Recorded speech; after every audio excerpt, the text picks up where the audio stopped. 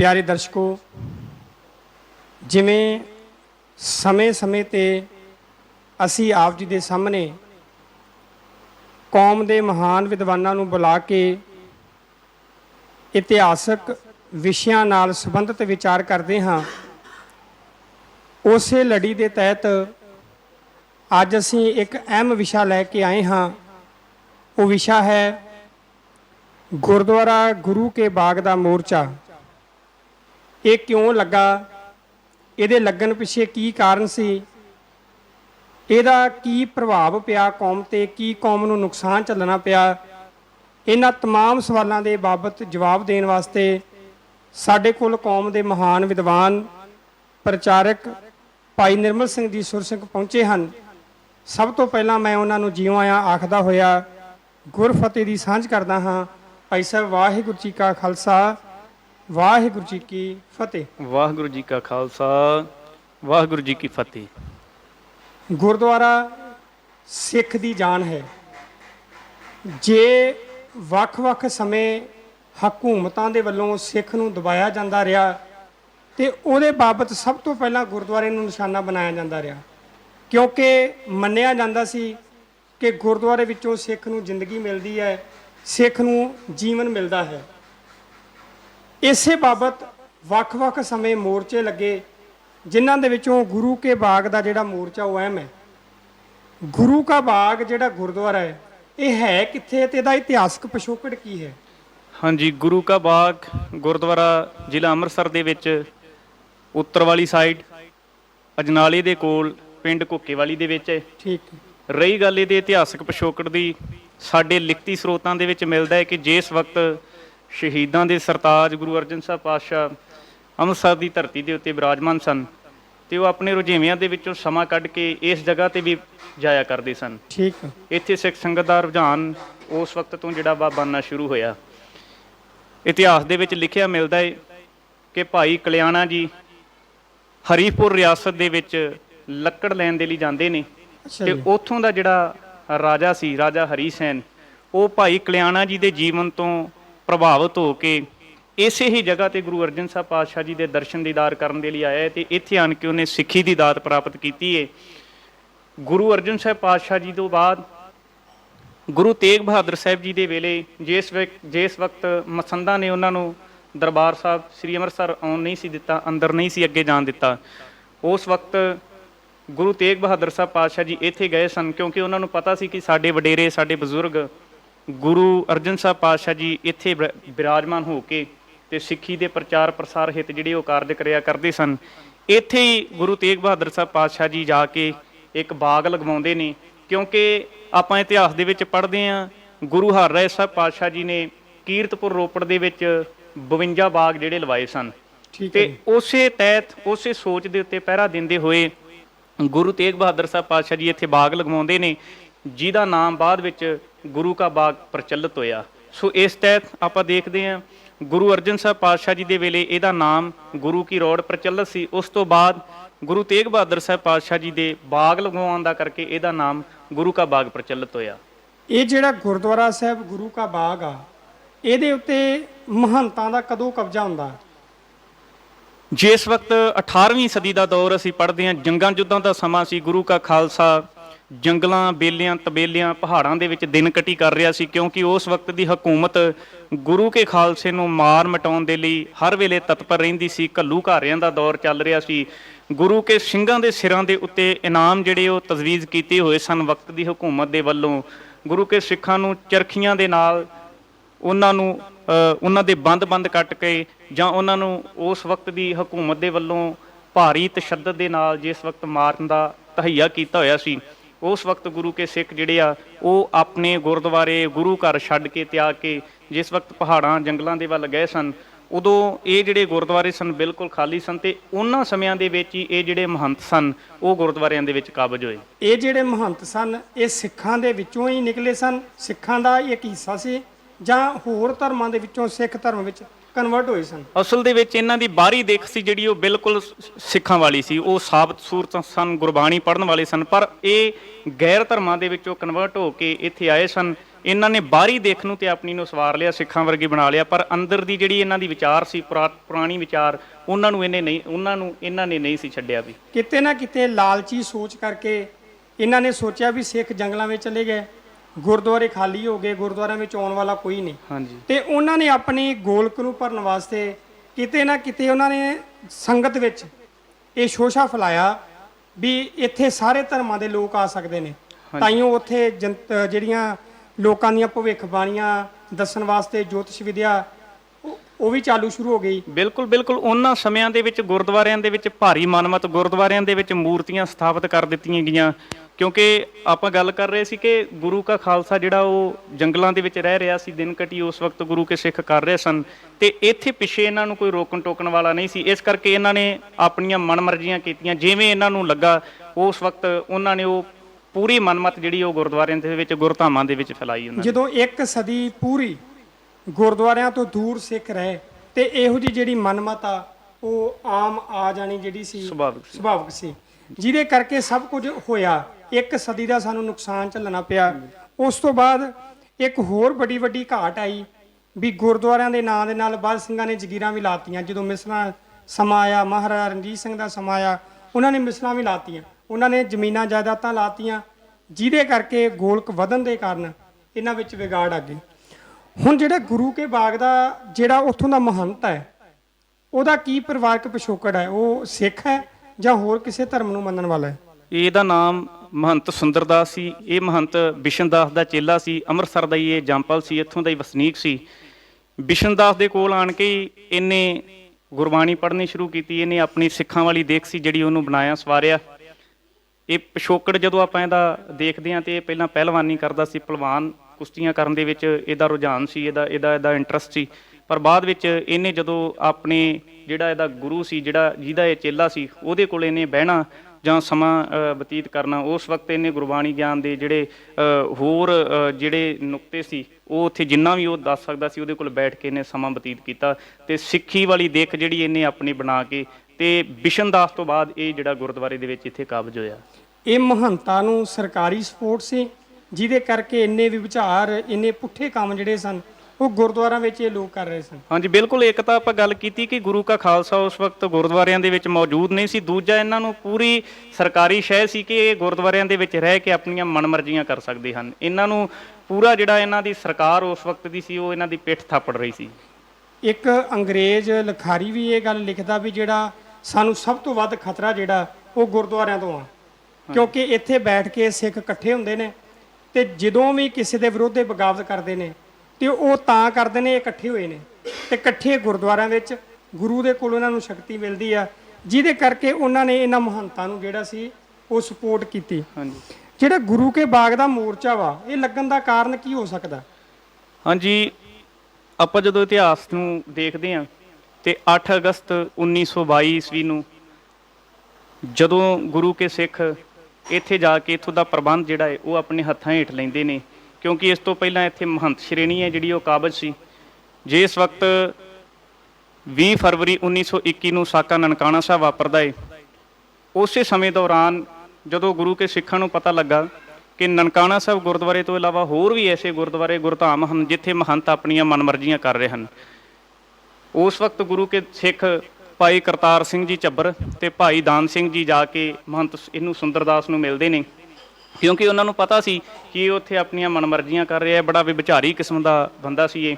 ਉਸ ਵਕਤ ਸ਼ਰਾਬਾਂ ਦੇ ਦੌਰ ਉੱਥੇ ਚੱਲ ਰਹੇ ਸਨ। ਉਹਨਾਂ ਨੇ ਜਾ ਕੇ ਸਮਝਾਇਆ ਕਿ ਜੇਕਰ ਤੁਸੀਂ ਗੁਰਮਤਿ ਸਿਧਾਂਤਾਂ ਦੇ ਉੱਤੇ ਪਹਿਰਾ ਦੇਣਾ ਹੈ ਤੇ ਫਿਰ ਤੁਸੀਂ ਇਸ ਗੁਰਦੁਆਰੇ ਦੇ ਵਿੱਚ ਰਹਿ ਸਕਦੇ ਹੋ। ਗੁਰਮਤਿ ਰਹਿਤ ਮਰਿਆਦਾ ਦੇ ਵਿੱਚ ਜੇ ਤੁਸੀਂ ਉਹਦੇ ਧਾਰਨੀ ਹੋ ਕੇ ਚੱਲੋਗੇ ਤੇ ਫਿਰ ਤੁਸੀਂ ਇਸ ਗੁਰਦੁਆਰੇ ਦਾ ਪ੍ਰਬੰਧ ਸੰਭਾਲ ਸਕਦੇ ਹੋ। ਜੇ ਤੁਹਾਨੂੰ ਲੱਗਦਾ ਹੈ ਕਿ ਤੁਸੀਂ ਆਪਣੀਆਂ ਮਨਮਰਜ਼ੀਆਂ ਕਰਨੀਆਂ ਤੇ ਇਹ ਮਨਮਰਜ਼ੀਆਂ ਨਹੀਂ ਚੱਲ ਸਕਦੀਆਂ। ਇਸ ਕਰਕੇ ਜਦੋਂ ਉਸ ਮਹੰਤ ਸੁੰਦਰਦਾਸ ਨੇ ਉਹਨਾਂ ਗੁਰੂ ਕੇ ਸਿੰਘਾਂ ਦੀ ਗੱਲ ਨੂੰ ਸੁਣਿਆ ਤੇ ਠੀਕ ਕੁਝ ਸਮੇਂ ਬਾਅਦ ਉਹਨੇ ਖੰਡੇ ਬਾਟੇ ਦੀ ਪੌਲ ਛੱਕ ਕੇ ਆਪਣਾ ਨਾਮ ਜਿਹੜਾ ਸੀ ਉਸ ਵਕਤ ਉਹਦਾ ਜੋਗਿੰਦਰ ਸਿੰਘ ਰੱਖਿਆ ਗਿਆ।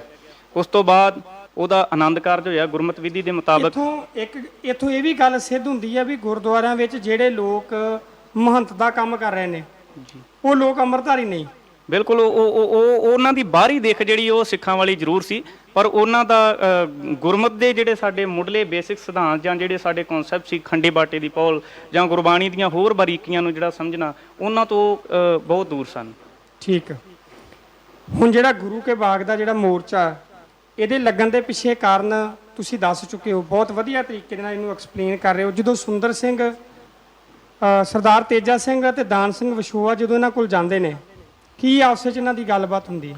ਉਸ ਵਕਤ ਉਹਨਾਂ ਗੁਰੂ ਕੇ ਸਿੱਖਾਂ ਨੇ ਇਹਨਾਂ ਨੂੰ ਇਹੋ ਹੀ ਆਖਿਆ ਸੀ ਵੀ ਗੁਰਦੁਆਰਿਆਂ ਦੇ ਵਿੱਚ ਮਨਮਤਾਂ ਜਿਹੜੀਆਂ ਉਹ ਨਹੀਂ ਹੋਣੀਆਂ ਚਾਹੀਦੀਆਂ। ਤੇ ਉਦੋਂ ਇਹਨੇ ਮਹੰਤ ਸੁੰਦਰਦਾਸ ਨੇ ਆਖਿਆ ਸੀ ਕਿ ਠੀਕ ਹੈ, ਜਿਹੜੀ ਗੁਰਮਤ ਰਹਿਤ ਬਹਿਤ ਹੈ ਮੈਂ ਉਹਦਾ ਧਾਰ ਨਹੀਂ ਹੋਵਾਂਗਾ, ਅੱਗੇ ਤੋਂ ਇਹੋ ਜਿਹੀਆਂ ਗਲਤੀਆਂ ਜਿਹੜੇ ਗੁਨਾਹ ਉਹ ਮੈਂ ਨਹੀਂ ਕਰਾਂਗਾ। ਪਰ ਬਾਅਦ ਵਿੱਚ ਆਪਣੀ ਕੀਤੀ ਹੋਈ ਜਿਹੜੀ ਕਮਿਟਮੈਂਟ ਸੀ ਉਹਦੇ ਤੋਂ ਮੁੱਕਰ ਗਿਆ। ਖੰਡੇ ਬਾਟੇ ਦੀ ਪੌਲ ਛਕਣ ਤੋਂ ਬਾਅਦ ਵੀ ਉਹਨੇ ਉੱਥੇ ਆਪਣੀਆਂ ਮਨਮਰਜ਼ੀਆਂ ਕਰਨੀਆਂ ਸ਼ੁਰੂ ਕਰ ਦਿੱਤੀਆਂ, ਜਿਹਦਾ ਕਰਕੇ 8 ਅਗਸਤ 1922 ਈਸਵੀ ਨੂੰ ਗੁਰੂ ਕੇ ਸਿੰਘਾਂ ਨੇ ਆਪਸ ਦੇ ਵਿੱਚ ਗੁਰਮਤਾ ਪਾਸ ਕਰਕੇ ਮੋਰਚਾ ਗੁਰੂ ਕਾ ਬਾਗ ਜਿਹੜਾ ਗੁਰਦੁਆਰਾ ਸੀ ਉੱਥੋਂ ਦਾ ਪ੍ਰਬੰਧ ਜਿਹੜਾ ਆਪਣੇ ਹੱਥਾਂ ਹੇਠ ਲੈ ਜਾਂਦਾ। ਇੱਕ ਦਿਨ ਅਚਾਨਕ ਗੁਰੂ ਕੇ ਸਿੱਖ ਗੁਰੂ ਕੇ ਲੰਗਰਾਂ ਦੇ ਲਈ ਉਸ ਬਾਗ ਦੇ ਵਿੱਚੋਂ ਲੱਕੜਾਂ ਕੱਟ ਰਹੇ ਸੀ, ਜਿਹਦਾ ਕਰਕੇ ਇਹ ਜਿਹੜਾ ਮਹੰਤ ਸੀ ਇਹਨੇ ਸਰਕਾਰ ਨੂੰ ਜਾ ਕੇ ਕੰਪਲੇਂਟ ਇਹਨਾਂ ਦੀ ਲਿਖਾਈ। ਉਸ ਪੁਲਿਸ ਸੰਬੰਧਿਤ ਜਿਹੜੀ ਪੁਲਿਸ ਚੌਂਕੀ ਸੀ ਉੱਥੇ ਜਾ ਕੇ ਇਹਨਾਂ ਤੇ ਚੋਰੀ ਦਾ ਇਲਜ਼ਾਮ ਲਗਾ ਕੇ ਇਹਨਾਂ ਗੁਰੂ ਕੇ ਸਿੱਖਾਂ ਨੂੰ ਗ੍ਰਿਫਤਾਰ ਕਰ ਦਿੱਤਾ। ਉਸ ਵਕਤ ਦੀ ਹਕੂਮਤ ਨੇ ਇਹਨਾਂ 5 ਸਿੱਖਾਂ ਨੂੰ ਜਿਹੜੇ ਉੱਥੋਂ ਲੱਕੜਾਂ ਲੈਣ ਗਏ ਸਨ ਉਹਨਾਂ ਨੂੰ 6-6 ਮਹੀਨੇ ਦੀ ਕੈਦ ਤੇ 50-50 ਰੁਪਏ ਦਾ ਜਿਹੜਾ ਜੁਰਮਾਨਾ ਕੀਤਾ। ਹੁਣ ਇਹ ਜਿਹੜੀ ਉਹਨਾਂ ਦੇ ਉੱਤੇ ਧੱਕੇਸ਼ਾਹੀ ਹੋ ਰਹੀ ਸੀ, ਜ਼ਿਆਦਤੀ ਹੋ ਰਹੀ ਸੀ, ਕਿਉਂਕਿ ਸਿੱਖ ਗੁਰਬਾਣੀ ਦੇ ਵਿੱਚੋਂ ਪੜ੍ਹਦਾ ਹੈ ਭੈ ਕਾਹੂ ਕੋ ਦੇਤ ਨਹਿ ਪੈਮਾਨਤਾਨ। ਹੁਣ ਗੁਰੂ ਕੇ ਸਿੱਖਾਂ ਨੂੰ ਐਵੇਂ ਲੱਗਾ ਕਿ ਗੁਰੂ ਘਰ ਦਾ ਪ੍ਰਬੰਧ, ਗੁਰੂ ਕੀ ਨਿੱਜੀ ਜ਼ਗੀਰ, ਗੁਰੂ ਦੀ ਮਲਕੀਅਤ ਜਿਹੜੀ ਉਹ ਥਾਂ ਸੀ, ਉੱਥੋਂ ਗੁਰੂ ਘਰ ਦੇ ਪ੍ਰਬੰਧ ਦੇ ਲਈ ਲੱਕੜਾਂ ਲਿਆਉਣ ਤੇ ਜਿਹੜਾ ਵਾ ਉਹ 6 ਮਹੀਨੇ ਦੀ ਕੈਦ ਜੁਰਮਾਨਾ ਜਿਹੜਾ ਇਹ ਸਾਡੇ ਨਾਲ ਧੱਕਾ ਹੈ। ਇਸ ਕਰਕੇ ਉਹਨਾਂ ਗੁਰੂ ਕੇ ਸਿੱਖਾਂ ਦੀ ਗ੍ਰਿਫਤਾਰੀ ਦੇ ਵਿਰੋਧ ਵਿੱਚ ਇਹ ਜਿਹੜਾ ਸ਼ਾਂਤਮਈ ਪ੍ਰਦਰਸ਼ਨ ਉਹਨਾਂ ਨੇ ਕਰਨਾ ਸ਼ੁਰੂ ਕੀਤਾ। ਇਹੀ ਅੱਗੇ ਬਾਅਦ ਵਿੱਚ ਜਾ ਕੇ ਮੋਰਚਾ ਗੁਰੂ ਕੇ ਬਾਗ ਦੇ ਨਾਮ ਨਾਲ ਪ੍ਰਚਲਿਤ। ਇਹ ਸਾਰੀ ਜਿਹੜੀ ਕਮਾਂਡ ਆ ਇਹ ਸ਼੍ਰੀ ਅਕਾਲ ਤਖਤ ਸਾਹਿਬ ਦੇ ਜਿਹੜੇ ਸਿੰਘ ਸਾਹਿਬਾਨ ਨੇ, ਉੱਥੋਂ ਦੇ ਜਿਹੜੇ ਪ੍ਰਬੰਧਕ ਨੇ, ਉਹ ਸੰਭਾਲ ਰਹੇ ਨੇ। ਇੱਥੇ ਕਿਹੜੀਆਂ ਘਟਨਾਵਾਂ ਉਦੋਂ ਵਾਪਰਦੀਆਂ ਨੇ ਗੁਰੂ ਕੇ ਬਾਗ ਦੇ ਮੋਰਚੇ ਦੇ ਸੰਬੰਧ ਵਿੱਚ? ਉਸ ਵਕਤ ਜਦੋਂ ਉਹਨਾਂ ਗੁਰੂ ਕੇ ਸਿੱਖਾਂ ਨੂੰ ਗ੍ਰਿਫਤਾਰ ਕੀਤਾ ਗਿਆ, ਉਹਨਾਂ ਨੂੰ ਸਜ਼ਾ ਹੋਈ, ਗੁਰੂ ਕੇ ਸਿੱਖਾਂ ਨੇ ਆਪਸ ਦੇ ਵਿੱਚ ਸਲਾਹ ਕਰਕੇ ਅਕਾਲ ਤਖਤ ਸਾਹਿਬ ਸ੍ਰੀ ਅੰਮ੍ਰਿਤਸਰ ਤੋਂ 5-5 ਸਿੱਖਾਂ ਦੇ ਜਿਹੜੇ ਜਥੇ ਬਣਾ ਕੇ ਉਹ ਉਧਰ ਪਿੰਡ ਘੁੱਕੇਵਾਲੀ ਨੂੰ ਭੇਜਣੇ ਸ਼ੁਰੂ ਕਰ ਦਿੱਤੇ, ਕਿਉਂਕਿ ਉਹ ਜਿੱਥੇ ਗੁਰੂ ਕੀ ਹਜ਼ੂਰੀ ਦੇ ਵਿੱਚ ਇੱਥੇ ਪ੍ਰਣ ਕਰਕੇ ਤੁਰਦੇ ਸਨ ਕਿ ਸਾਡਾ ਜਿਹੜਾ ਰੋਸ ਪ੍ਰਦਰਸ਼ਨ ਹੈ ਉਹ ਬਿਲਕੁਲ ਹੀ ਸ਼ਾਂਤਮਈ ਹੋਵੇਗਾ। ਉੱਥੇ ਉਹਨਾਂ ਨੇ ਇਹ ਵੀ ਪ੍ਰਣ ਕੀਤਾ ਸੀ, ਤਹਈਆ ਕੀਤਾ ਸੀ ਕਿ ਜਿੰਨੀ ਦੇਰ ਜਿਹੜੇ ਪਹਿਲੇ 5 ਗੁਰੂ ਕੇ ਸਿੱਖ ਗ੍ਰਿਫਤਾਰ ਕੀਤੇ ਸੀ, ਜਿਨ੍ਹਾਂ ਨੂੰ 6-6 ਮਹੀਨੇ ਦੀ ਸਜ਼ਾ ਹੋਈ ਸੀ, ਕੈਦ ਹੋਈ ਸੀ, ਜਿੰਨੀ ਦੇਰ ਉਹ ਰਿਹਾ ਨਹੀਂ ਹੁੰਦੇ ਉਨੀ ਦੇਰ ਸਾਡਾ ਜਿਹੜਾ ਵਾ ਇਹ ਰੋਹ ਬਿਲਕੁਲ ਉਸੇ ਤਰ੍ਹਾਂ ਜਾਰੀ ਰਹੇਗਾ। ਇਹਦਾ ਕੀ ਸਿੱਟਾ ਨਿਕਲਿਆ? ਜਿਹੜੇ ਉਹਨਾਂ ਨੇ ਮੋਰਚੇ ਲਾਏ, 5-5 ਸਿੰਘਾਂ ਦੇ ਜਥੇ ਜਾਂਦੇ ਰਹੇ, ਇਹਦਾ ਕੀ ਸਿੱਟਾ ਨਿਕਲਿਆ ਫਿਰ?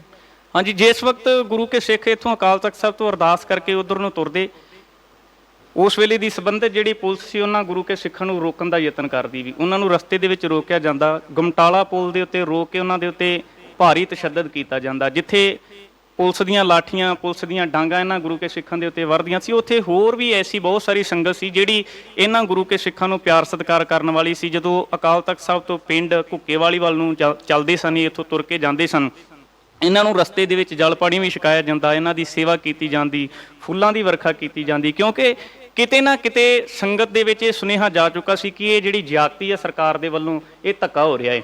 ਗੁਰੂ ਕੇ ਸਿੱਖਾਂ ਨੂੰ ਉਸ ਵਕਤ ਦੀ ਪੁਲਿਸ ਜਿਹੜੀ ਉਹ ਰੋਕਦੀ। ਇੱਥੋਂ ਤੱਕ 24 ਅਗਸਤ 1922 ਨੂੰ 35 ਕੁ ਸਿੱਖ ਗੁਰੂ ਕੇ ਸਿੱਖ ਜਿਹੜੇ ਉਸ ਵਕਤ ਉਸ ਗੁਰਦੁਆਰੇ ਦੇ ਵਿੱਚ ਬਿਰਾਜਮਾਨ ਸਨ, ਜਿਹੜੇ ਆਪਣੀਆਂ ਸੇਵਾਵਾਂ ਨਿਭਾ ਰਹੇ ਸਨ, ਉਹਨਾਂ ਨੂੰ ਬੜੀ ਬੁਰੀ ਤਰ੍ਹਾਂ ਕੁੱਟਿਆ ਗਿਆ ਪੁਲਿਸ ਦੇ ਵੱਲੋਂ।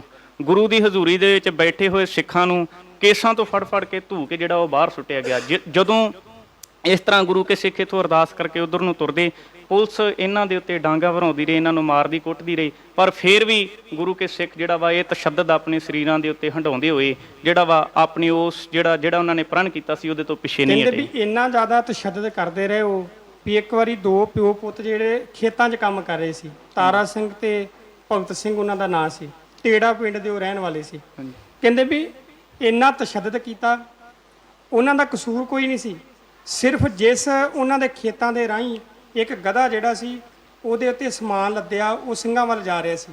ਵੀ ਜਿਹੜੇ ਸ਼ਰਧਾਲੂ ਲੋਕ ਸੀ ਉਹਨਾਂ ਸੋਚਿਆ ਵੀ ਸਿੱਖ ਇੰਨਾ ਸਾਡੇ ਬਦਲੇ ਕਰ ਰਹੇ ਆ ਤੇ ਸਾਡਾ ਵੀ ਕੁਝ ਫਰਜ਼ ਬਣਦਾ ਵੀ ਅਸੀਂ ਇਹਨਾਂ ਨੂੰ ਕੁਝ ਖਾਣ ਵਾਸਤੇ ਭੇਜੀਏ। ਉਹਨਾਂ ਨੂੰ ਸ਼ੱਕ ਪੈ ਗਿਆ ਵੀ ਇਹ ਜਿਹੜਾ ਗਧੇ ਦੇ ਉੱਤੇ ਲੱਦਿਆ ਹੋਇਆ ਸਮਾਨ ਆ, ਇਹ ਉਹਨਾਂ ਦੋਵਾਂ ਪਿਓ ਪੁੱਤਾਂ ਨੂੰ ਪਤਾ, ਜਦ ਕਿ ਉਹ ਆਪਣੇ ਖੇਤਾਂ 'ਚ ਕੰਮ ਕਰ ਰਹੇ ਸੀ। ਉਹਨਾਂ ਦੋਵਾਂ ਪਿਓ ਪੁੱਤਾਂ ਉੱਤੇ ਇੰਨਾ ਤਸ਼ੱਦਦ ਕੀਤਾ ਗਿਆ ਕਿ ਅਖੀਰ ਉਹ ਇਸ ਮੋਰਚੇ ਦੇ ਸਭ ਤੋਂ ਪਹਿਲੇ ਸ਼ਹੀਦ ਸੀ, ਭਾਈ ਤਾਰਾ ਸਿੰਘ ਜੀ ਤੇ ਭਾਈ ਭਗਤ ਸਿੰਘ ਜੀ। ਵੀ ਇੰਨਾ ਜ਼ਿਆਦਾ ਜ਼ੁਲਮ ਕੀਤਾ ਉਹਨਾਂ ਨੇ ਵੀ ਉਹ ਜ਼ਖਮ ਝੱਲ ਨਹੀਂ ਸਕੇ, ਪਰ ਫਿਰ ਵੀ ਸਿੱਖਾਂ ਨੇ ਗੁਰਦੁਆਰੇ ਨੂੰ ਬਹਾਲ ਕਰਾਉਣ ਦੇ ਵਾਸਤੇ ਅੰਤਮ ਸਮੇਂ ਤੱਕ ਜਹਾਦ ਕੀਤਾ। ਤੇ ਕਦੋਂ ਸਿੱਖਾਂ ਨੂੰ ਪੂਰੀ ਤਰ੍ਹਾਂ ਜਿਹੜਾ ਗੁਰਦੁਆਰਾ ਗੁਰੂ ਕਾ ਬਾਗ ਆ ਉਹਦਾ ਪ੍ਰਬੰਧ ਕਦੋਂ ਸਿੱਖਾਂ ਦੇ ਹਵਾਲੇ ਹੋਇਆ ਫਿਰ? ਹਾਂਜੀ, ਜਿਸ ਵਕਤ ਇਹਨਾਂ 35 ਗੁਰੂ ਕੇ ਸਿੱਖਾਂ ਨੂੰ ਗੁਰਦੁਆਰੇ ਦੇ ਵਿੱਚੋਂ ਬਹੁਤ ਬੁਰੀ ਤਰ੍ਹਾਂ ਮਾਰ ਕੁੱਟ ਕੇ ਬਾਹਰ ਕੱਢਿਆ ਗਿਆ, ਉਸ ਵਕਤ ਸਰਕਾਰੀ ਅਖਬਾਰਾਂ ਦੇ ਵਿੱਚ ਜਾਂ ਜਿਹੜਾ ਉਸ ਵੇਲੇ ਦਾ ਮੀਡੀਆ ਸੀ ਉਹਨਾਂ ਦੇ ਵਿੱਚ ਖਬਰਾਂ ਜਿਹੜੀਆਂ ਸੀ ਉਹ ਲੱਗਣੀਆਂ ਸ਼ੁਰੂ ਹੋ ਗਈਆਂ। ਕਿਤਾਬਚੇ ਵੰਡਣੇ, ਜਿਹੜੇ ਦਰਦਮੰਦ ਸਨ, ਮਨੁੱਖਤਾ ਦੇ ਅਨਿਆਈ ਲੋਕ ਸਨ, ਉਹਨਾਂ ਨੇ ਵੰਡਣੇ ਸ਼ੁਰੂ ਕਰ ਦਿੱਤੇ ਵੀ ਇੱਥੇ ਧੱਕਾ ਹੋ ਰਿਹਾ, ਜ਼ਿਆਦਤੀ ਹੋ ਰਹੀ ਹੈ। ਕਿਤੇ ਨਾ ਕਿਤੇ ਆਮ ਸੰਗਤ ਦੇ ਵਿੱਚ ਸਰਕਾਰ ਦੇ ਪ੍ਰਤੀ ਇਹ ਰੋਹ ਜਿਹੜਾ ਹੈ ਉਹ ਵੱਧ ਰਿਹਾ ਸੀ। ਫਿਰ ਉਸ ਵਕਤ ਦਾ ਜਿਹੜਾ ਗਵਰਨਰ ਸੀ ਸਰ ਮੈਕਲੈਗਨ, ਉਹਦੇ ਨਾਲ ਉਸ ਵਕਤ ਦੇ ਜਿਹੜੇ ਕੁਝ ਆਗੂ ਸਨ ਉਹਨਾਂ ਨੇ ਮੁਲਾਕਾਤ ਕੀਤੀ, ਉਹਨੂੰ ਜਾ ਕੇ ਦੱਸਿਆ ਕਿ ਇਹ ਬਿਲਕੁਲ ਧੱਕਾ ਹੈ, ਜ਼ਿਆਦਤੀ ਹੈ। ਉਹ ਆਪ ਚੱਲ ਕੇ 13 ਸਤੰਬਰ 1922 ਈਸਵੀ ਨੂੰ ਮੋਰਚਾ ਗੁਰੂ ਕੇ ਬਾਗ ਵਿਖੇ ਪਹੁੰਚਿਆ। ਉਸ ਤੋਂ ਬਾਅਦ ਉਹਨੇ ਆਣ ਕੇ ਸਰਕਾਰੀ ਮੁਲਾਜ਼ਮ ਸੀ ਜਿਹੜੇ ਉਹਨਾਂ ਨੂੰ ਕਹਿ ਦਿੱਤਾ ਕਿ ਅੱਜ ਤੋਂ ਬਾਅਦ ਅਗਾਂਹ ਅੱਗੇ ਇਹਨਾਂ ਗੁਰੂ ਕੇ ਸਿੱਖਾਂ ਦੇ ਉੱਤੇ ਜਿਹੜਾ ਸਰੀਰਕ ਤਸ਼ੱਦਦ ਜਿਹੜਾ ਉਹ ਨਾ ਢਾਇਆ ਜਾਵੇ, ਕਿਉਂਕਿ ਇਸ ਤੋਂ ਪਹਿਲਾਂ ਦਾ ਜਿਹੜਾ ਸਮਾਂ ਸੀ ਉਹਨਾਂ ਨੂੰ ਬੁਰੀ ਤਰ੍ਹਾਂ ਕੁੱਟਿਆ ਜਾਂਦਾ ਸੀ। ਉਹਨਾਂ ਦੇ ਸਿਰਾਂ ਦੇ ਵਿੱਚ ਡਾਂਗਾ ਮਾਰ ਕੇ ਸਿਰ ਪਾੜ ਦਿੱਤੇ ਜਾਂਦੇ, ਉਹਨਾਂ ਦੇ ਗਿੱਟੇ ਮੋਢੇ ਗੋਡੇ ਜਿਹੜੇ ਸੀ ਉਹ ਤੋੜ ਦਿੱਤੇ ਜਾਂਦੇ। ਜ਼ਖਮਾਂ ਦੀ ਤਾਬ ਨਾ ਝੱਲਦੇ ਹੋਏ ਕੁਝ ਜਿਹੜੇ ਸਿੱਖ ਸੰਗਤ ਜਾਂ ਜਿਹੜੇ ਗੁਰੂ ਘਰ ਦੇ ਸ਼ਰਧਾਲੂ ਸੀ ਜਾਂ ਜਿਹੜੇ ਆਮ ਲੋਕ ਸਨ, ਉਹਨਾਂ ਦੇ ਵਿੱਚੋਂ ਬਹੁਤ ਸਾਰੇ ਲੋਕ ਬੁਰੀ ਤਰ੍ਹਾਂ ਜ਼ਖਮੀ ਹੁੰਦੇ ਰਹੇ, ਕੁਝ ਸ਼ਹੀਦ ਵੀ ਜਿਹੜੇ ਹੁੰਦੇ ਰਹੇ। ਹਾਂਜੀ, ਤੇ ਇੱਥੋਂ ਤੱਕ ਇਸ ਸਮੇਂ ਦੇ ਦੌਰਾਨ ਪੰਜ ਸਿੱਖਾਂ ਦੇ ਜਿਹੜੇ ਜਥੇ ਅਕਾਲ ਤਖਤ ਸਾਹਿਬ ਤੋਂ ਚੱਲਦੇ ਸੀ, ਉਹ ਲਗਾਤਾਰ ਤਸ਼ੱਦਦ ਰੁਕ ਜਾਣ ਤੋਂ ਬਾਅਦ ਵੀ ਉਹ ਮੋਰਚਾ ਗੁਰੂ ਕੇ ਬਾਗ ਵੱਲ ਜਾਂਦੇ ਰਹੇ, ਜਿਨ੍ਹਾਂ ਦੀਆਂ ਗ੍ਰਿਫਤਾਰੀਆਂ ਉਦੋਂ ਤੱਕ ਹੁੰਦੀਆਂ ਰਹੀਆਂ। ਕਿੰਨੇ ਕੁ ਸਿੱਖ ਇਸ ਮੋਰਚੇ ਵਿੱਚ ਸ਼ਹੀਦ ਹੋਏ? ਇੱਕ ਰਿਪੋਰਟ ਦੇ ਮੁਤਾਬਕ 9 ਅਕਾਲੀ ਸਿੱਖ ਇਸ ਮੋਰਚੇ ਦੇ ਵਿੱਚ ਸ਼ਹੀਦ ਹੋਏ ਹਨ ਤੇ 1500 ਤੋਂ ਵੱਧ ਕਰੀਬ ਲੋਕ ਜਿਹੜੇ ਸੀ ਉਹ ਜ਼ਖਮੀ ਹੋਏ ਤੇ 5605 ਜਿਹੜੀ ਉਹਨਾਂ ਦੀ ਗਿਣਤੀ ਦੱਸੀ ਜਾਂਦੀ ਹੈ ਜਿਨ੍ਹਾਂ ਲੋਕਾਂ ਨੇ ਕੁੱਲ ਗ੍ਰਿਫਤਾਰੀਆਂ ਦਿੱਤੀਆਂ। ਇਹ ਮੋਰਚਾ ਜਿੰਨੀ ਦੇਰ ਫਤਿਹ ਨਹੀਂ ਹੋ ਜਾਂਦਾ ਉੱਥੋਂ ਤੱਕ। ਹੁਣ ਗੁਰਦੁਆਰੇ ਦੀ ਮਰਿਆਦਾ ਨੂੰ ਬਹਾਲ ਕਰਨ ਵਾਸਤੇ ਸਿੱਖਾਂ ਨੇ ਆਪਣੀ ਜਿੰਦ ਜਾਨ ਜਿਹੜੀ ਉਹ ਤਲੀ ਬਾਜੀ ਲਾ ਦਿੱਤੀ ਜਿੰਦ ਜਾਨ ਦੀ। ਪਰ ਜਿਸ ਮਰਿਆਦਾ ਨੂੰ ਬਹਾਲ ਕਰਨ ਵਾਸਤੇ ਸਿੱਖਾਂ ਨੇ ਕੁਰਬਾਨੀਆਂ ਦਿੱਤੀਆਂ, ਗੁਰਦੁਆਰਿਆਂ ਨੂੰ ਮਹੰਤਾਂ ਤੋਂ ਆਜ਼ਾਦ ਕਰਾਇਆ, ਅੱਜ ਕਿਤੇ ਨਾ ਕਿਤੇ ਉਹਨਾਂ ਮਹੰਤਾਂ ਦੀ ਜਿਹੜੀ ਸੋਚ ਆ ਉਹ ਫੇਰ ਗੁਰਦੁਆਰਿਆਂ ਵਿੱਚ ਭਾਰੂ ਹੁੰਦੀ ਸਾਨੂੰ ਦਿਖਾਈ ਦੇ ਰਹੀ ਹੈ। ਬਿਲਕੁਲ, ਆਪਾਂ ਇਦਾਂ ਕਹਿ ਸਕਦੇ ਹਾਂ ਵੀ ਗੁਰੂ ਕੇ ਸਿੱਖਾਂ ਨੇ ਆਪਣੇ ਸਮੇਂ ਦੇ ਦੌਰਾਨ ਦੋ ਤਰ੍ਹਾਂ ਦਾ ਜੰਗ, ਦੋ ਤਰ੍ਹਾਂ ਦੀ ਯੁੱਧ, ਦੋ ਤਰ੍ਹਾਂ ਦੀ ਲੜਾਈ ਜਿਹੜੀ ਉਹ ਗਲਤ ਪਿਰਤਾਂ ਜਿਹੜੀਆਂ ਉਸ ਵਕਤ ਪੈ ਚੁੱਕੀਆਂ ਸਨ ਉਹਨਾਂ ਦੇ ਵਿਰੁੱਧ ਲੜੀ ਹੈ। ਇੱਕ ਤਾਂ ਜਦੋਂ ਜੰਗਾਂ ਯੁੱਧਾਂ ਦਾ ਸਮਾਂ ਆਪਾਂ ਪੜ੍ਹਦੇ ਹਾਂ, ਗੁਰੂ ਹਰਗੋਬਿੰਦ ਸਾਹਿਬ ਪਾਤਸ਼ਾਹ ਜੀ ਦੇ ਵੇਲੇ ਦੀਆਂ 4 ਜੰਗਾਂ, ਗੁਰੂ ਗੋਬਿੰਦ ਸਿੰਘ ਪਾਤਸ਼ਾਹ ਜੀ ਦੇ ਵੇਲੇ ਦੀਆਂ 4 ਜੰਗਾਂ, ਗੁਰੂ ਹਰਗੋਬਿੰਦ ਸਾਹਿਬ ਪਾਤਸ਼ਾਹ ਜੀ ਦੇ ਵੇਲੇ ਦੀਆਂ ਜੰਗਾਂ ਤੇ ਗੁਰੂ ਗੋਬਿੰਦ ਸਿੰਘ ਪਾਤਸ਼ਾਹ ਜੀ ਦੇ ਵੇਲੇ ਦੀਆਂ 14 ਜੰਗਾਂ। ਇਸ ਤੋਂ ਬਾਅਦ ਵੀ ਜਿਹੜੇ ਮੋਰਚੇ ਲੱਗਦੇ ਰਹੇ ਜਾਂ ਜਿਹੜੇ ਗੁਰੂ ਕੇ ਸਿੱਖਾਂ ਨੇ ਉਸ ਵਕਤ ਦੀ ਸਰਕਾਰ ਦੇ ਵਿਰੁੱਧ ਜਿਹੜੇ ਉਹਨਾਂ ਨੇ ਮਤੇ ਪਾਸ ਕੀਤੇ ਸੀ, ਉਹਨਾਂ ਦੇ ਦੌਰਾਨ ਗੁਰੂ ਕੇ ਸਿੱਖ ਜਿਹੜੇ ਆ ਉਹ ਰਹਿ ਕੇ ਜਿਹੜਾ ਵਾ ਉਹ ਆਪਣਾ ਜਿਹੜਾ ਗੁਰਮਤ ਰਵਾਇਤਾਂ ਨੂੰ ਫਿਰ ਗੁਰਦੁਆਰਿਆਂ ਦੇ ਵਿੱਚ ਬਹਾਲ ਕਰਨ ਦੇ ਲਈ ਜਿਹੜਾ ਉਹਨਾਂ ਨੇ ਤਹਈਆ ਕੀਤਾ ਸੀ, ਉਹਦੇ ਵਿੱਚ ਬੜੀ ਉਹਨਾਂ ਨੂੰ ਜੱਦੋ-ਜਹਿਦ ਕਰਨੀ ਪਈ। ਪਰ ਬੜਾ ਦੁੱਖ ਹੁੰਦਾ ਏ, ਕਿੰਨੀਆਂ ਮੁਸ਼ਕਲਾਂ ਮੁਸੀਬਤਾਂ ਤੋਂ ਬਾਅਦ, ਕਿੰਨੀਆਂ ਦੁੱਖ ਕਠਿਨਾਈਆਂ ਤੋਂ ਬਾਅਦ ਗੁਰੂ ਕੇ ਸਿੱਖਾਂ ਨੇ ਗੁਰਦੁਆਰਿਆਂ ਦਾ ਜਿਹੜਾ ਪ੍ਰਬੰਧ ਸੀ ਉਹਨੂੰ ਦੁਬਾਰਾ ਬਹਾਲ ਕਰਾਇਆ। ਪਰ ਅੱਜ ਜਦੋਂ ਅਸੀਂ ਦੇਖਦੇ ਹਾਂ ਕਿਤੇ ਨਾ ਕਿਤੇ ਉਹ ਪੁਰਾਤਨ ਸੋਚ, ਮਹੰਤਵਾਦੀ ਸੋਚ ਜਿਹੜੀ ਹੈ ਉਹ ਅੱਜ ਵੀ ਸਾਨੂੰ ਜਿਹੜੀ ਹੈ ਉਹ ਗੁਰਦੁਆਰਿਆਂ ਦੇ ਵਿੱਚ ਕਿਤੇ ਨਾ ਕਿਤੇ ਦੇਖਣ ਨੂੰ ਮਿਲ ਰਹੀ ਹੈ। ਸੋ ਸਾਨੂੰ ਇਸ ਗੱਲ ਨੂੰ ਵਿਚਾਰਨਾ ਚਾਹੀਦਾ ਹੈ ਕਿ ਕਿਵੇਂ ਗੁਰੂ ਕੇ ਖਾਲਸੇ ਨੇ ਇਹਨਾਂ ਮਨਮਤੀ ਅਨਮਤੀ ਅੰਸਰਾਂ ਨੂੰ ਗੁਰਦੁਆਰਿਆਂ ਦੇ ਵਿੱਚੋਂ ਬਾਹਰ ਕੱਢਣ ਦੇ ਲਈ ਉਹਨਾਂ ਨੇ ਜੱਦੋ-ਜਹਿਦ ਕੀਤੀ ਸੀ ਤੇ ਕਿਵੇਂ ਅੱਜ ਫਿਰ ਇਹ ਪ੍ਰਬੰਧ ਜਿਹੜਾ ਉਹ ਸਾਡੇ ਤੇ ਕਾਬਜ਼ ਹੋ ਰਿਹਾ। ਤੁਸੀਂ ਅੱਜ ਦੀਆਂ ਜਿਹੜੀਆਂ ਪ੍ਰਬੰਧਕ ਕਮੇਟੀਆਂ ਨੇ ਜਾਂ ਜੋ ਅੱਜ ਗ੍ਰੰਥੀ ਸਿੰਘ ਨੇ, ਕਿਤੇ ਨਾ ਕਿਤੇ ਪ੍ਰਬੰਧਕ ਕਮੇਟੀਆਂ ਵੀ ਗਲਤ ਨਹੀਂ, ਕਿਤੇ ਨਾ ਕਿਤੇ ਗ੍ਰੰਥੀ ਸਿੰਘ ਵੀ ਗਲਤ ਨਹੀਂ। ਉਹਨਾਂ ਨੂੰ ਅਸੀਂ ਕੀ ਸੰਦੇਸ਼ ਦੇਣਾ ਚਾਹਾਂਗੇ ਗੁਰੂ ਕੇ ਬਾਗ ਦੇ ਮੋਰਚੇ ਦੇ ਸੰਬੰਧ ਵਿੱਚ? ਉਹਨਾਂ ਨੂੰ ਇਹੀ ਕਹਿਣਾ ਚਾਹੁੰਦੇ ਆ ਕਿ ਗੁਰੂ ਕੇ ਖਾਲਸੇ ਨੇ ਮੋਰਚਾ ਗੁਰੂ ਕਾ ਬਾਗ ਜਿਹੜਾ ਹੈ, ਜਦੋਂ ਇਹਦਾ ਆਪਾਂ ਇਤਿਹਾਸ ਪੜ੍ਹਦੇ ਹਾਂ ਤੇ ਬੜੀਆਂ ਕਠਿਨਾਈਆਂ ਉਹਨਾਂ ਨੇ ਚੱਲੀਆਂ। ਆਪਾਂ ਗੱਲ ਕਰ ਰਹੇ ਸੀ ਮੋਰਚਾ ਗੁਰੂ ਕਾ ਬਾਗ ਜਿੰਨੀ ਦੇਰ ਫਤਿਹ ਨਹੀਂ ਹੋ ਜਾਂਦਾ ਉਨੀ ਦੇਰ ਤੱਕ ਹਜ਼ਾਰਾਂ ਦੀ ਤਾਦਾਦ ਦੇ ਵਿੱਚ ਜਿਹੜੇ ਲੋਕ ਸਨ ਉਹਨਾਂ ਦੇ ਉੱਤੇ ਤਸ਼ੱਦਦ ਢਾਇਆ ਗਿਆ ਤੇ ਇਹ ਅਖੀਰ ਜਦੋਂ ਮੋਰਚਾ ਇਹ ਫਤਿਹ ਹੁੰਦਾ ਹੈ ਉਸ ਵਕਤ ਉੱਥੋਂ ਦੀ ਉਸ ਵਕਤ ਦੀ ਜਿਹੜੀ ਸਰਕਾਰ ਸੀ, ਉਹਨਾਂ ਨੇ ਜਿਹੜਾ ਤਸ਼ੱਦਦ ਗੁਰੂ ਕੇ ਸਿੱਖਾਂ ਦੇ ਉੱਤੇ, ਸੰਗਤ ਦੇ ਉੱਤੇ ਢਾਇਆ ਜਾ ਰਿਹਾ ਸੀ, ਉਹਨੂੰ ਬੰਦ ਕਰਕੇ ਜਦੋਂ ਸਮੁੱਚਾ ਪ੍ਰਬੰਧ ਗੁਰੂ ਕੇ ਸਿੱਖਾਂ ਦੇ ਹੱਥ ਦੇ ਵਿੱਚ ਆ ਗਿਆ, ਉਸ ਤੋਂ ਕਈ ਦਹਾਕੇ ਬਾਅਦ ਗੁਰਦੁਆਰਿਆਂ ਦੇ ਵਿੱਚ ਗੁਰਮਤਿ ਰਹਿਤ ਮਰਿਆਦਾ, ਗੁਰਬਾਣੀ, ਫਿਲਾਸਫੀ, ਸਿੱਖ ਇਤਿਹਾਸ ਸੰਬੰਧੀ ਜਿਹੜੀ ਇਹ ਵਿਚਾਰ ਉਹ ਪ੍ਰਚਲਿਤ ਰਹੀ। ਪਰ ਅੱਜ ਜੇ ਪ੍ਰਬੰਧ ਕਿਤੇ ਨਾ ਕਿਤੇ ਵਿਗੜਿਆ ਹੈ ਤੇ ਸਾਨੂੰ ਅੰਤਰਝਾਤ ਹੋਣ ਦੀ ਲੋੜ ਹੈ ਕਿ ਕਿੱਥੇ ਸਾਡੇ ਵਿੱਚ ਕਮੀਆਂ, ਚਾਹੇ ਉਹ ਪ੍ਰਬੰਧਕੀ ਢਾਂਚੇ ਦੇ ਵਿੱਚ ਕਮੀਆਂ ਆਉਣ, ਚਾਹੇ ਜਾਂ ਗੁਰਦੁਆਰਿਆਂ ਦੇ ਵਿੱਚ ਜਿਹੜੇ ਸੇਵਾਵਾਂ ਨਿਭਾਉਣ ਵਾਲੇ ਗ੍ਰੰਥੀ ਸਿੰਘ, ਰਾਗੀ, ਢਾਡੀ, ਕਥਾਵਾਚਕ, ਕਵੀਸ਼ਰ ਹਨ, ਉਹਨਾਂ ਦੇ ਵਿੱਚ ਕਮੀਆਂ ਆਉਣ। ਸਾਨੂੰ ਜ਼ਰੂਰ ਇਹਦੇ ਤੇ ਸਿਰ ਜੋੜ ਕੇ ਬੈਠਣਾ ਚਾਹੀਦਾ ਹੈ ਤਾਂ ਕਿ ਅਸੀਂ ਗੁਰਮਤਿ ਦਾ ਜਿਹੜਾ ਅਸਲ ਫਲਸਫਾ ਹੈ ਉਹਦੇ ਉੱਤੇ ਪਹਿਰਾ ਦੇ ਸਕੀਏ। ਤੁਹਾਡਾ ਬਹੁਤ ਬਹੁਤ ਧੰਨਵਾਦ ਕਿ ਤੁਸੀਂ ਬਹੁਤ ਹੀ ਵਧੀਆ ਤਰੀਕੇ ਦੇ ਨਾਲ ਗੁਰੂ ਕੇ ਬਾਗ ਦੇ ਮੋਰਚੇ ਦੇ ਸੰਬੰਧ ਵਿੱਚ ਆਪਣੇ ਵਿਚਾਰ ਪੇਸ਼ ਕੀਤੇ ਹਨ।